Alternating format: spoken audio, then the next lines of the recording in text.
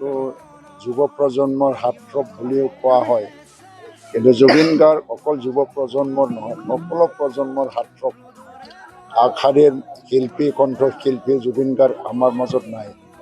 ছিংগাপুৰত তেখেতে north east ফেষ্টিভেলত ভাগ ল'বলৈ গৈছিল আৰু সাগৰত পৰি পেলাই তেওঁৰ মৃত্যুবৰণ হ'ল বুলি আমি জানিবলৈ পাইছোঁ। প্ৰায় 52 বছৰ বয়সত তেওঁ মৃত্যুবৰণ কৰিলে। আজি অসমৰ কাৰণে সংগীত জগত বা শিল্পী জগতৰ কাৰণে অপূৰণীয় ক্ষতি।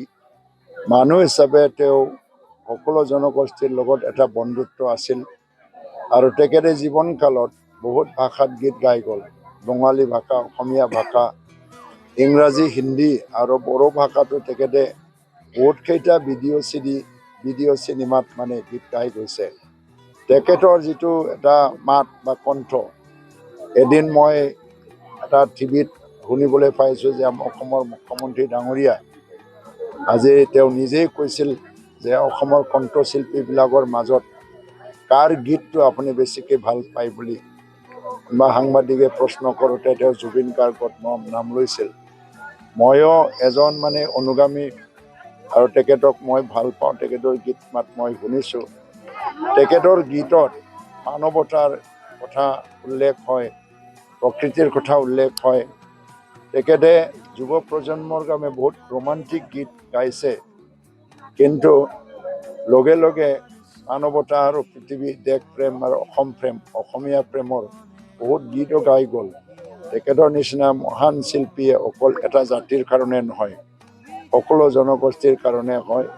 আৰু আজি তেওঁ মৃত্যুবৰণ কৰিলে, কিন্তু হেজাৰ হেজাৰ অনুগামী তেখেতক অনুসৰণ কৰি আজি জুবিন গাৰ্গৰ দৰে গান গাবলৈ আৰম্ভ কৰিছে।